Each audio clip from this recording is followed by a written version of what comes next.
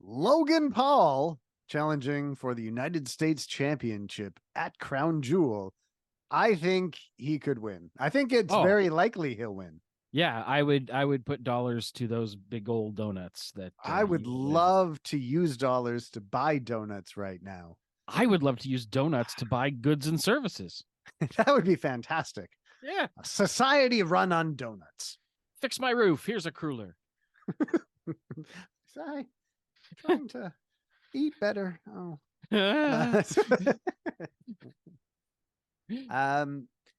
Okay, so I think there will be a bunch of fans who are not happy that Logan Paul wins the United States Championship. And you know what? I feel it would be good for WWE because Logan Paul's going to travel all around the world doing weird stuff and bringing the US title with him. And then it'll be front and center on his podcast and his ticker talker or snap crackle, whatever the fuck. I don't know. Whatever the kids are into. And you know what? I'm totally cool with it because I think Logan Paul has come in and yeah, he's got some freakish genetic athletic ability that you can't really teach. But there's some stuff that he's doing that just makes me feel like he gets it. He totally gets wrestling. So like to me, I think, yeah, man, give him the title. Yeah. This guy's a giant star and he's good at this.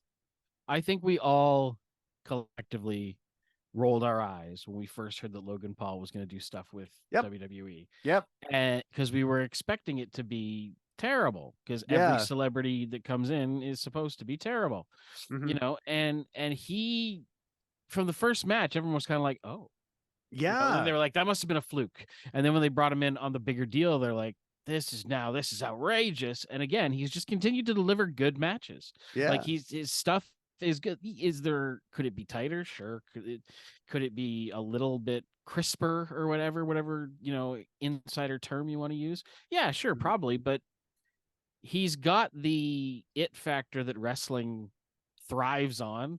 Yeah. He's total conduit to the youth, you know, that follow him, and like, why not? It's like, with no disrespect to it, it's the US title.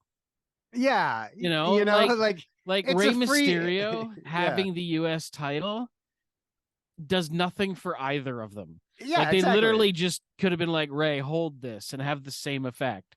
You know, so putting it on Logan Paul to promote the businesses general, yeah, that makes perfect sense. And, you know, the title lineages and things like that, like, if we're really seriously worried about dishonoring the titles at this point, then I think we need to go back and recover a few things, because, like, we know that they're props.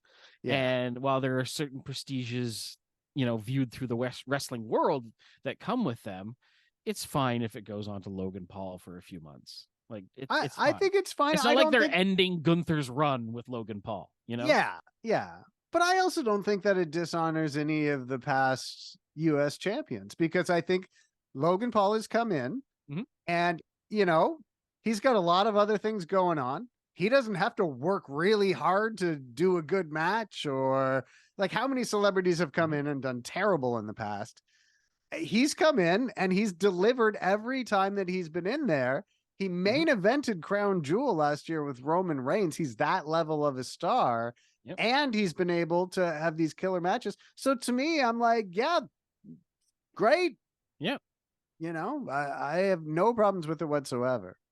And it's just a matter of, I think, us as fans realizing that Logan Paul has somewhat legitimized himself.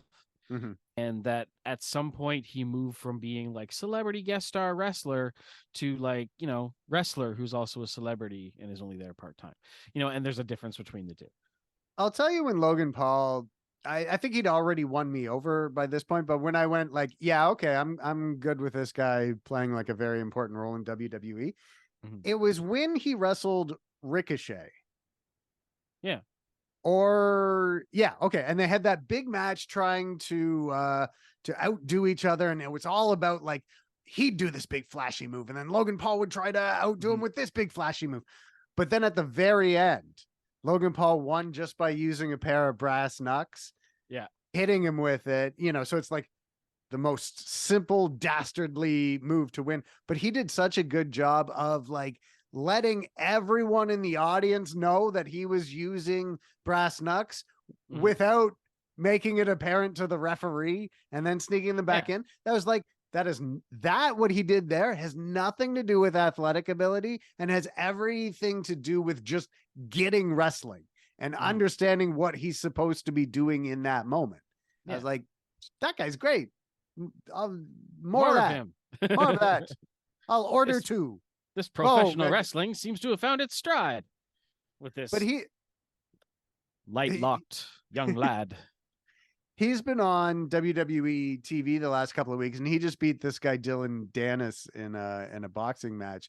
But like Dylan Dennis is like a jiu-jitsu guy. Like he's not anybody. So Logan Paul has twice now in WWE shows started his promo by like talking about how much Dylan Dennis sucks, and it just feels like the entire audience is going, I don't get it. We don't know who that is. We're happy you did good boxings, but it's not. This is different. Just do the stuff for this. Well, wasn't it after was it Fastlane that he like it asked to be first so that he could jump on a plane and go to his brother's fight? Oh yeah, and then he showed up later at his brother's fight against Nick Diaz in full gear, like in his wrestling gear that he had worn in his match. Was it that one? It might have been that one. Might have been Ricochet. And I thought it would have been cool if they flew Ricochet out to that fight too, and they started brawling in the crowds. That would have been shit. Oh man. I see with Triple H, I think you might be able to get away with something like that now. I think so. Yeah. Yeah. We got to whiteboard this stuff. Put it out in the universe.